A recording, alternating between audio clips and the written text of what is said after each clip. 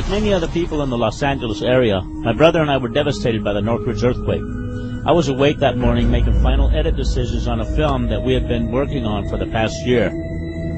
Our film and video editing studio was destroyed, so we had to finish cutting the film at one of the labs in Burbank.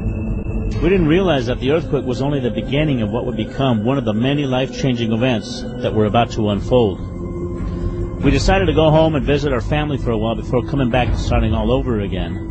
We went back to Roswell, New Mexico, which is our hometown, and a couple of months later we filmed the first broad daylight footage ever taken of UFOs over the Roswell area. We compiled an enormous archive of broad daylight UFO activity at Midway, which is where we all grew up, and which is located just 9 miles south of Roswell. Midway is also the place where the rods phenomenon was discovered.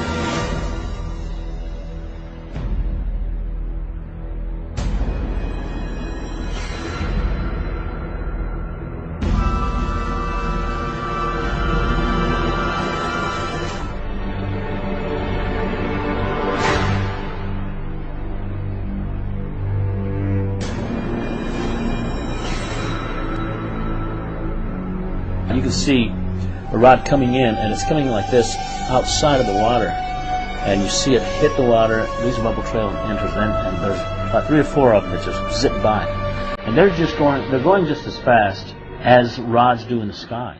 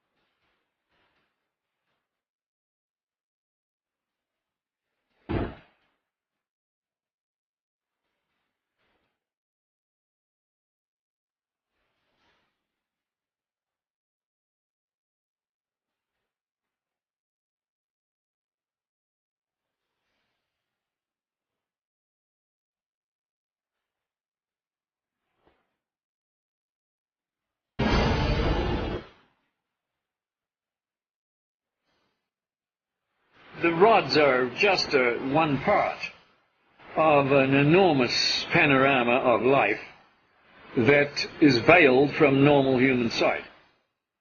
You found that by using an extremely fast shutter, you could slow down and objectify something that would otherwise elude the photographic process.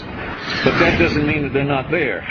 It just means that you need a device, an apparatus that will remove an optical limitation that you have. We don't reject the microscope because the microscope intensifies the power of human sight. Without it, the world of the microbe would not exist. But that wouldn't alter the fact that our entire environment, our entire living scenario, is really conditioned upon what happens in a domain that we cannot see directly. In my opinion, the same thing applies, and this will be verified in years to come, at the upper border of nature.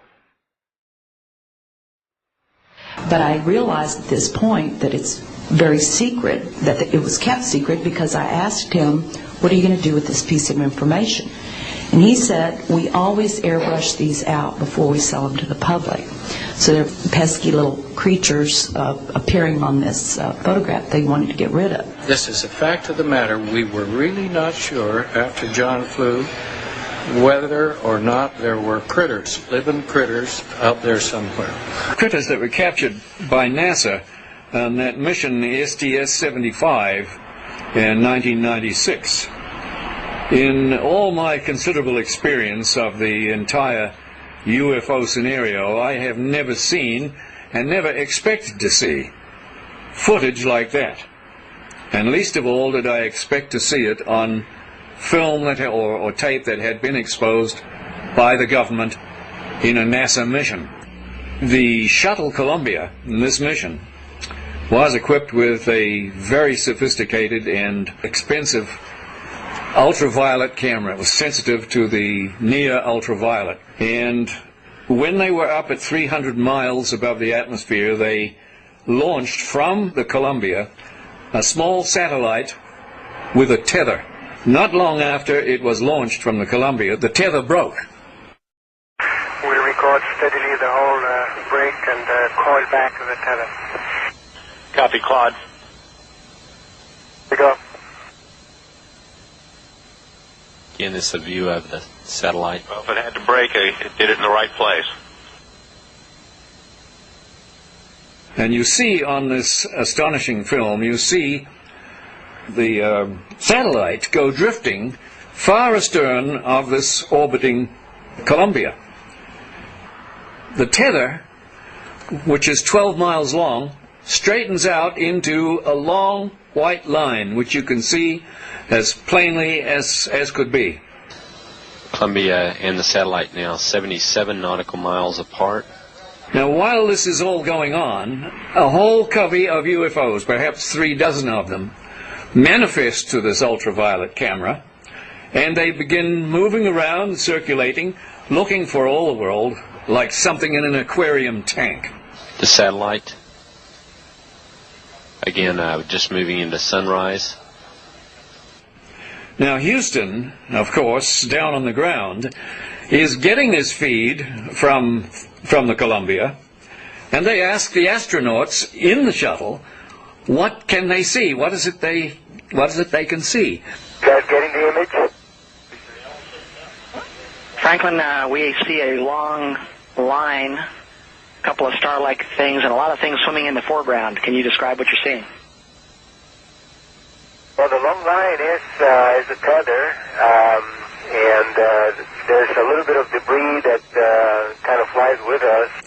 It is like a brilliant white bar. It looks like a neon sign, and it's 12 miles long. Now, what this does is give you a sort of cosmic ruler by which you can get an idea and an estimate of the diameter of the UFOs that are flitting around down there. Now, when you see them go behind the tether, that means that you can use that tether like a ruler to measure their diameter. And those things that are down there going behind the tether are between 2 and 3 nautical miles in diameter. One of the things you see over and over again is you see UFOs materialize into the ultraviolet while you watch. You see them come from out of nowhere to the point where they are returning a response to the camera. You also see them dematerialize while you have them under observation. There's 2 of the central things that have gone on with UFOs since day one: materialization and dematerialization. It's going on in this film, 300 miles above the Earth, photographed by your government with your astronauts superintending the whole thing. Completely unzoomed, and you see the full extent of the tether. Columbia, Houston, that's a much better view, a lot more contrast.